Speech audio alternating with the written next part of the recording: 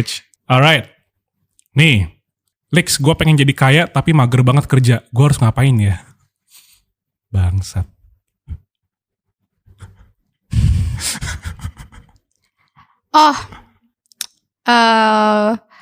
Sebenarnya lo bakal terus mager kalau lo punya backup plan terus sih. Kayak misalnya lo ada bokap lo yang bisa ngehidupin lo pasti mager gitu. Tapi kalau lo udah nggak punya backup plan lagi, lo udah misalnya bokap lo udah nggak mau bantuin dan lo udah nggak ada income dari mana-mana, ya pasti kepaksa dan lo bakal kerja. Power of kepepet. Iya, benar. Lo ada cerita kayak gitu? Iya, maksudnya gue dulu jualan karena gue suka dagang-dagang kecil tuh gara-gara gue gak punya duit sih sebenarnya. Kalau gue gue tahu nyokap gue bakal ngasih gue duit, mungkin gue nggak akan segigi itu. Bener sih, karena lu merasa wah depan udah jurang nih, gue harus bikin jembatannya mau nggak mau. Nah tapi menurut gue sih jangan sampai ada di posisi itu ya, karena itu nggak enak banget sih. Mendingan lo usaha walaupun lo udah punya backup plan tapi lo tetap usaha daripada lo nunggu sampai lo bener-bener udah nggak tahu mau kemana dan cuman gini. Kalau kita punya backup plan tuh kita kayak punya dua jalan gitu loh. Iya. Kayak kita bisa ke kanan, kita bisa ke kiri. Tapi saat lo tuh cuman bisa ke kanan doang itu susah banget sih menurut gue. Kayak lo tuh perjuangan lo tuh sakit banget menurut gue. Jadi ya jangan sampai lo bener-bener harus kepepet untuk usaha. Iya, walaupun sebenarnya orang-orang kayak gitu bisa dibilang beruntung juga kalau misalnya ngelihat mereka adalah orang yang beruntung. Kalau misalnya mereka bisa merasa pressure is privilege ya, ya itu kan sesuatu ya bagus lah untuk mereka. Akhirnya mereka dapat pelajaran dari kesusahannya mereka, ya kan? Ya salah satunya mungkin lu. Ya mungkin dari lu bisa punya kepepetnya ini lu jadi belajar untuk lebih punya mentalitas yang lebih kuat. Betul ya kan? sih. Ini berarti yang pas lu umur 17 mulai jualan tuh karena kepepet? Karena kepepet. Oke. Karena ya kayak gue gak punya, nyokap gue udah kayak nutup uang jajan dan saat itu emang keluarga juga lagi susah. Terus gue kayak nggak tahu mau minta sama siapa dan gue sebenarnya waktu itu simple sih. Waktu itu gue pengen punya duit cuman gara-gara gue pengen naik ojek aja pulang sekolah. Karena gue capek ketiduran di angkot gitu. Boleh nggak sih naik ojek, mahal banget gitu.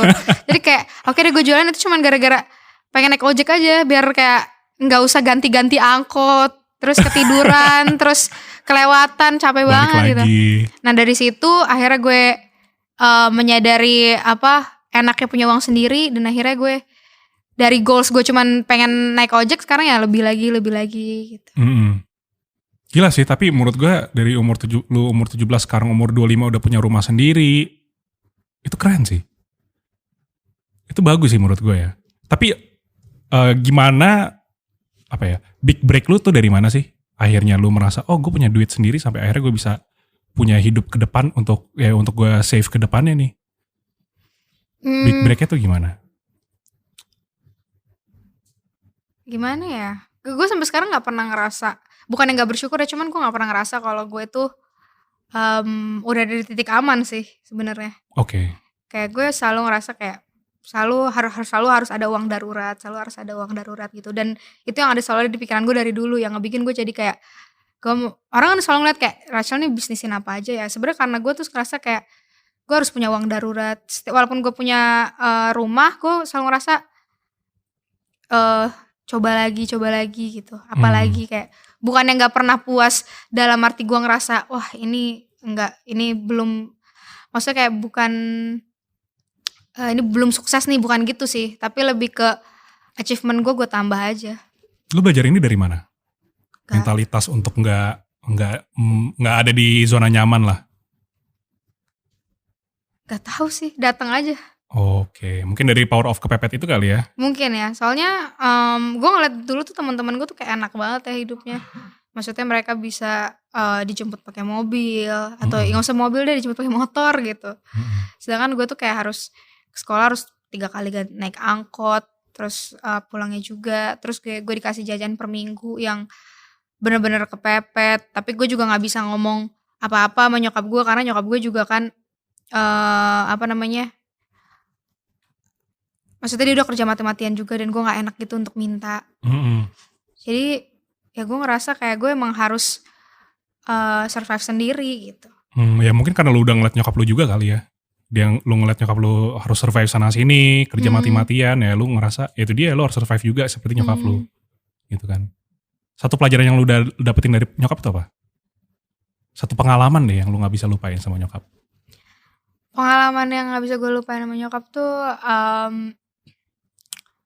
jadi zaman dulu itu tuh nyokap kalau orang cari kerja misalnya, itu begini, perusahaan nyari karyawan itu dia lebih baik yang belum punya anak gitu. Oke.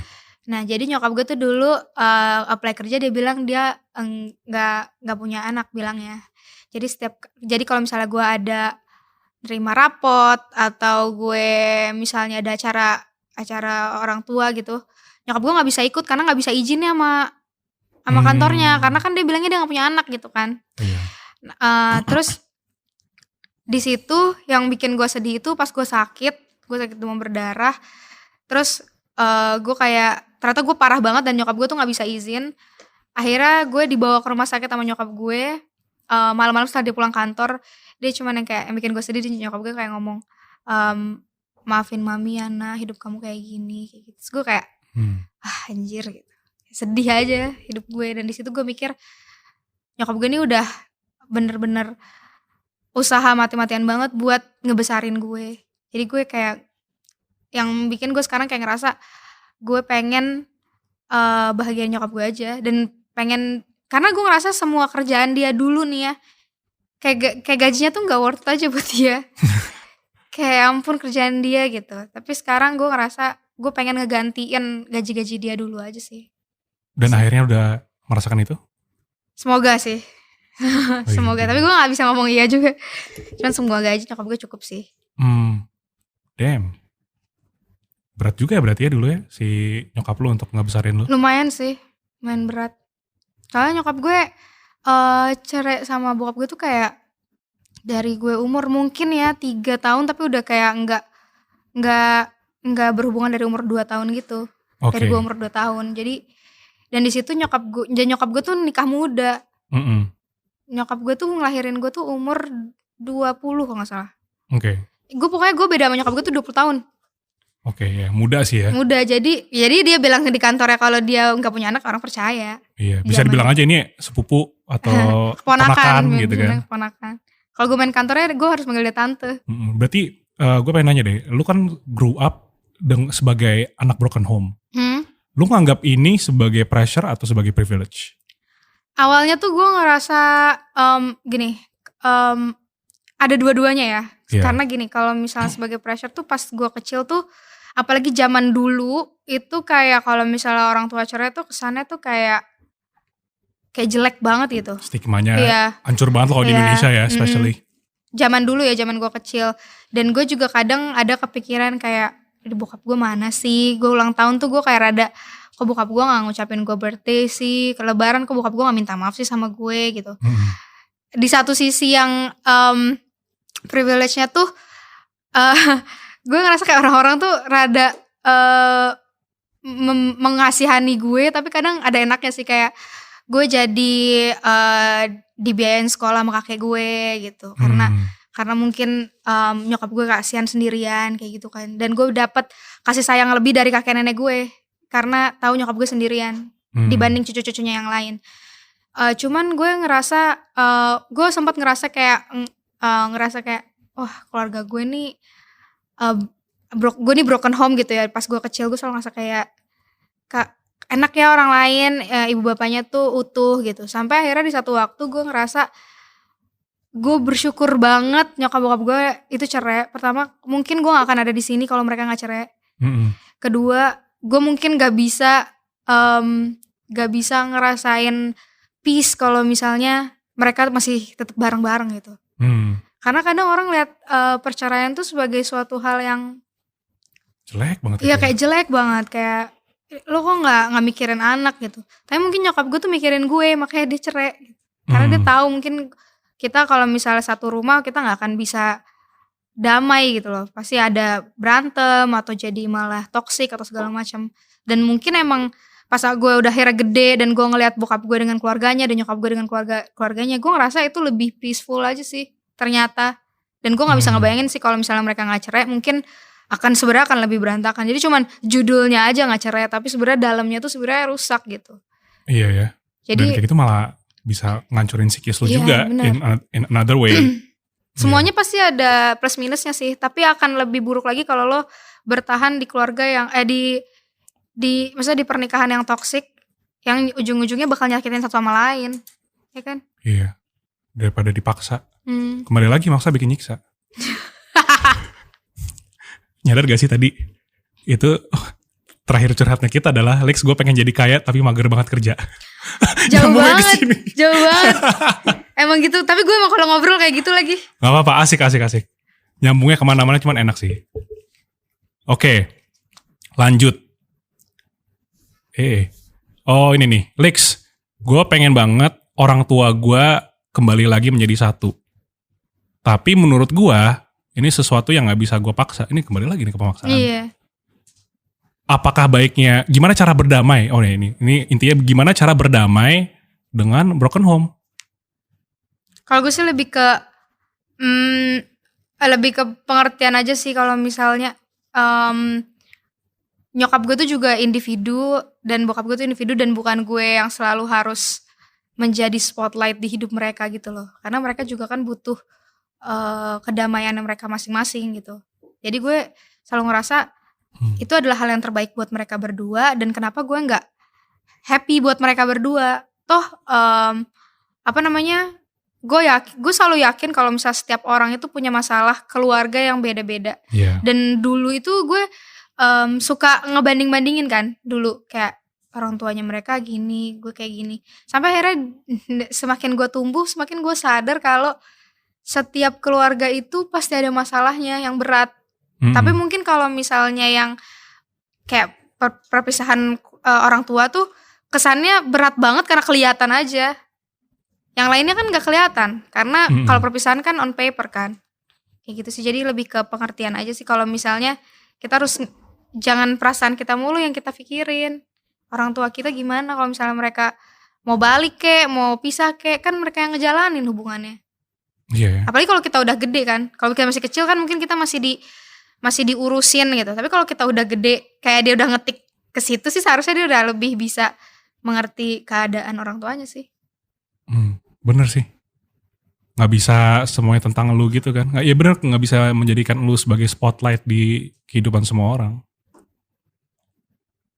Tapi nih menarik nih. Waktu itu gue pernah ngobrol sama temen gue. Dia bilang ya nyenengin orang lain jangan sampai nyakitin diri sendiri.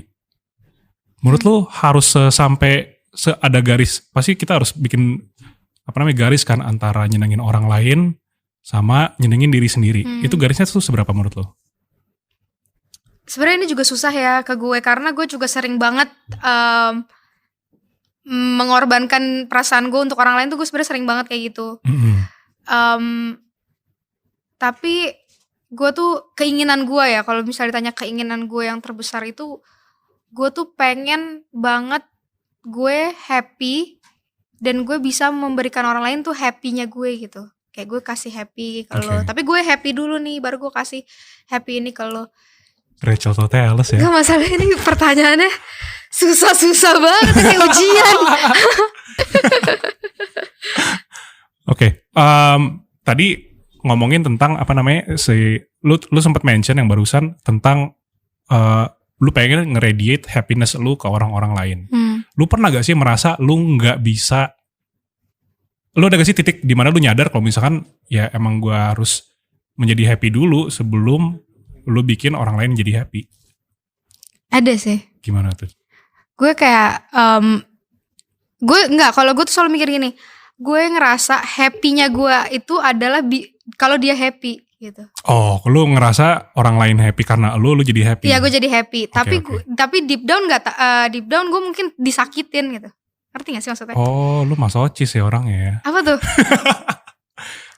Kadang suka bisa, gimana jelasin ya masochis ya? Ya, you can handle pain, istilahnya gitu. Dan lu bisa embrace pain gitu loh. Gue kayak lagi mikir kayak gimana caranya gue untuk lebih ke mikirin apa ya, lebih mikirin kebahagiaan gue untuk gue dan bukan karena orang lain gitu. Iya benar. Jadi kayak buat gue, untuk gue. Karena kalau misalnya karena orang lain mulu, gue tuh bakal kecewa gitu loh. Iya, ketika mereka nggak bisa nyenengin lu, jadi gue kayak shit gitu. Lunya merasa kok lu nggak nyenengin gue udah nyenengin lu padahal. Dan nyenengin lu bikin gue happy gitu kan. Ya benar sih. Ya istilahnya gelasnya harus diisi dulu lah sebelum lu bisa tuang air ke tempat lain. Betul.